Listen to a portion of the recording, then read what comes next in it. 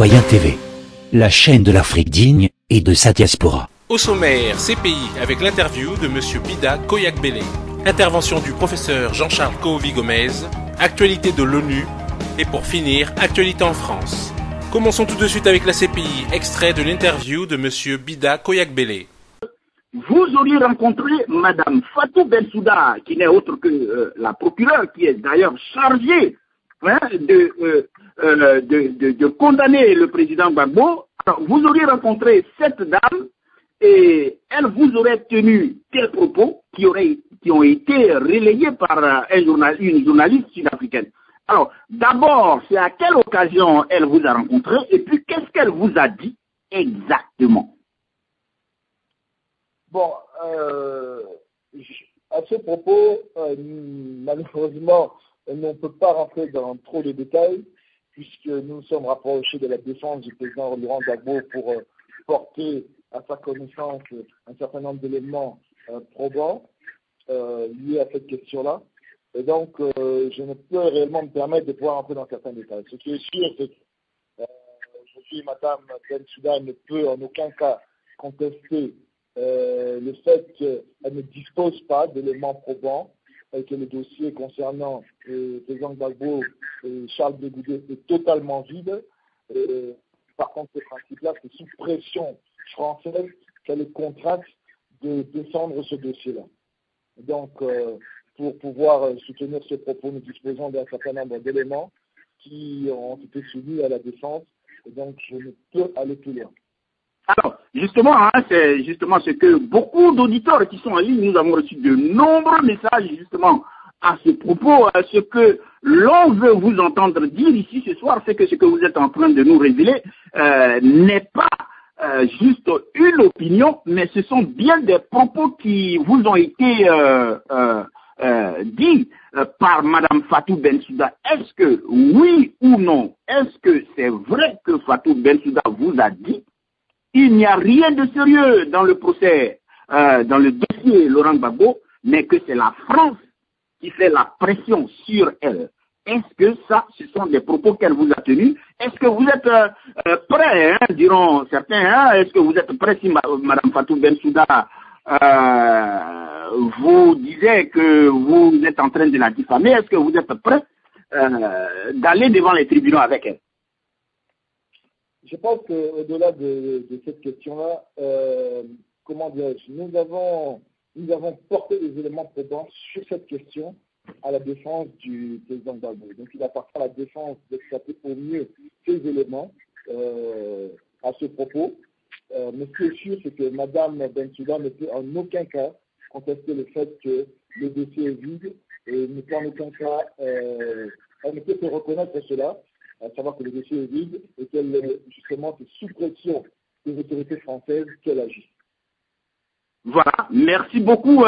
C'est justement les confirmations, cette confirmation qu'attendaient beaucoup de nos auditeurs. Tout de suite, intervention du professeur Jean-Charles Kohovi-Gomez. Madame la procureure de la Cour pénale internationale n'a pas voulu tenir compte de l'avis d'un chef d'État facilitateur comme Thabo Mbeki. Et voici ce que Thabo Mbeki dit s'agissant de la mauvaise foi d'un acteurs de cette réconciliation. Il écrit ceci.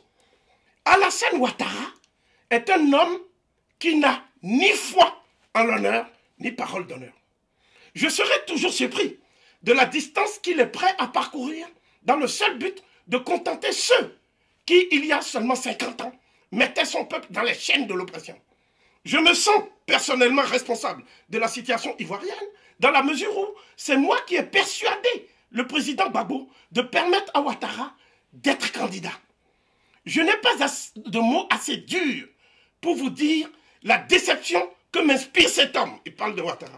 Heureusement que la vie des hommes n'est qu'une étoile filante dans l'histoire du monde.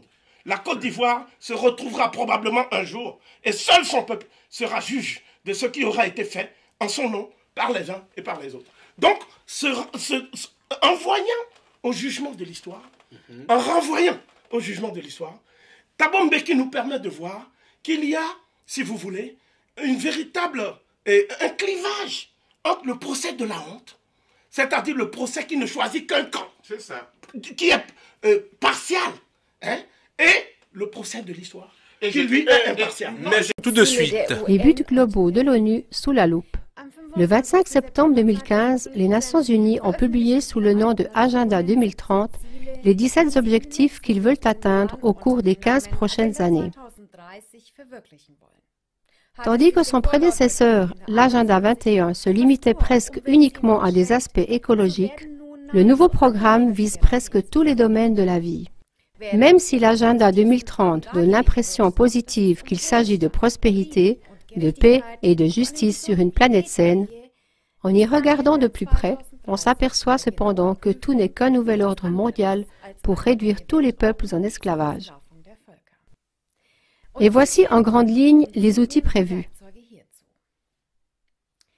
La centralisation des banques, l'abolition de l'argent liquide pour s'assurer un contrôle total de toutes les relations d'affaires, l'approvisionnement en nourriture régulé globalement par une minorité, surtout avec quelques grands groupes qui emploient principalement le génie génétique, l'interdiction de toute tentative d'autarcie, la suppression des contrôles nationaux sur les infrastructures et les ressources, en particulier les terres et l'eau, à force de privatisation dictée par le FMI, comme on le voit déjà actuellement en Grèce.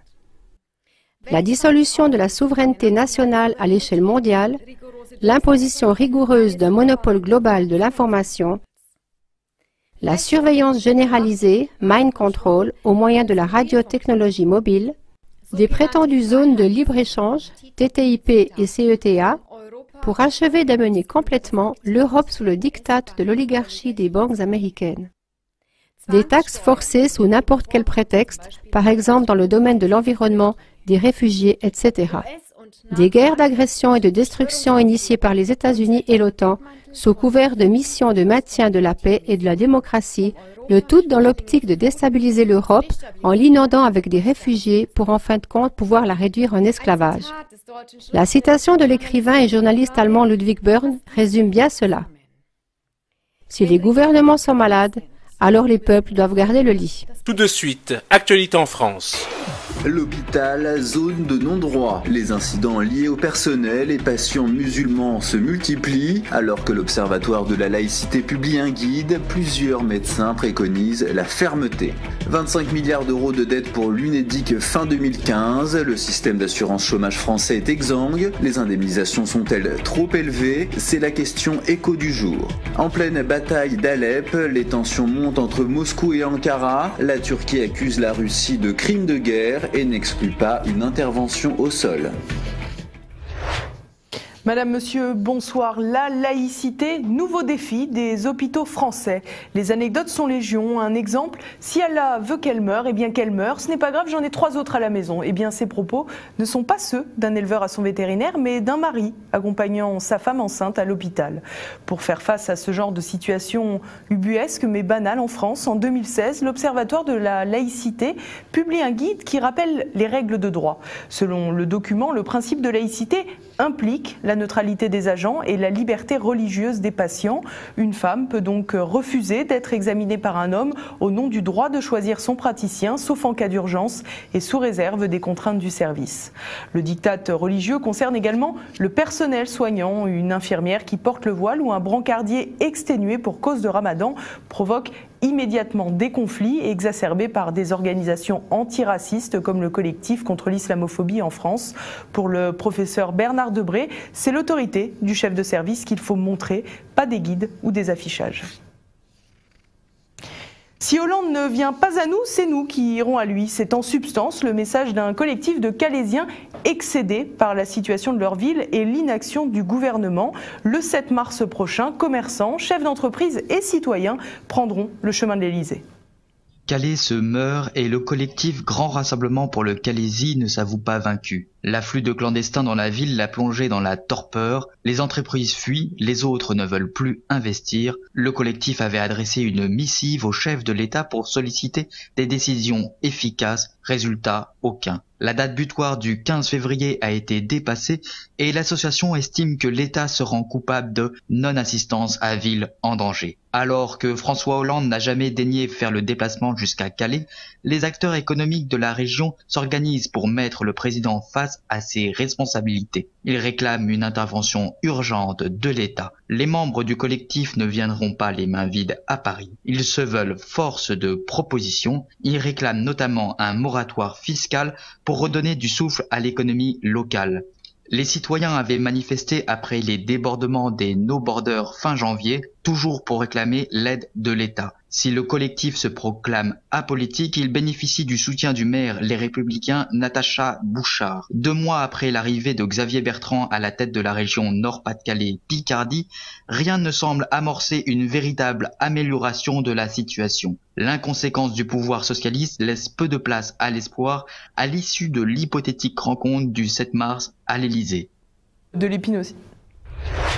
Et pour en savoir plus sur cette initiative, nous avons joint Frédéric Van Gansbeke, le président du Grand Rassemblement pour Calais. Ce qu'on demande, c'est une gestion rigoureuse de la jungle, c'est-à-dire un vrai camp type HCR. Et pas ce qui est en train de se mettre en place en ce moment, c'est-à-dire je démantèle la jungle, mais je ne sais pas ce que je vais faire des gens que je ne vais pas pouvoir accueillir, donc je les mets dans des CAO. Ils vont revenir sur Calais. Moi, j'ai très très peur que la semaine prochaine, on revoie apparaître des squats en centre-ville. Si on fait pas ça, de toute façon, tout le reste ça ne sert à rien parce qu'on ne sortira pas de l'image négative qu'on a aujourd'hui. Donc ça, c'est la première chose. La deuxième, effectivement, c'est un moratoire fiscal pour aider les entreprises aujourd'hui face à l'image de ce camp qui dégrade très fortement la ville de Calais. Donc en fait, une espèce de grande zone franche où dedans, on pourrait supprimer les charges patronales, les charges salariales, la CFE, la CVE, enfin l'ex-tax pro, si vous voulez, l'IS, enfin ce qu'il y a dans une zone franche. La troisième chose, c'est qu'on demande à ce que le territoire du Calaisis soit placé en zone urbaine difficile pour pouvoir avoir des forces de police à poste et pas je te mets 3 compagnies serrées, je te les enlève le lendemain, je te rajoute 4, j'en enlève 5. Enfin bon. Et le dernier, c'est l'ouverture enfin de la ligne de ferroutage, le Boulou-Calais, que le ministre de l'Intérieur a décidé de ne pas mettre en route, alors que les investissements ont été faits depuis longtemps. À un moment donné, qu'on se fasse une table ronde et qu'on se dise les choses, parce qu'aujourd'hui, très honnêtement, ça avance pas, tout le monde est tendu. Et ça va mal finir, c'est sûr, on le sait, mais bon. Et pour finir, France Toujours, micro-trottoir, suite remaniement. Et, comme on dit, appâté par le pouvoir, c'est tout. Je pense que c'est un simple coup de com'. Qu'à 1 an de la prochaine présidentielle, pour moi, le plus gros a déjà été fait. Déjà, ils nomment 3 ministres écolos, sachant qu'ils ont fait 2% aux dernières élections. Alors ça, si c'est pas une preuve qu'on se fout de nous. Je trouve c'est d'avoir reconduit l'ancien Premier ministre. Ils l'ont viré. Pourquoi? Parce qu'il allait pas bien. Donc ils le remettent. C'est un peu une critique que je peux faire. Bon, il a pris des filles qu'on connaît pas, mais je ne sais pas. J'ai du mal à critiquer. Je lui fais confiance. Pas grand-chose, si ce n'est que ça ne va pas changer l'évolution de la politique actuelle.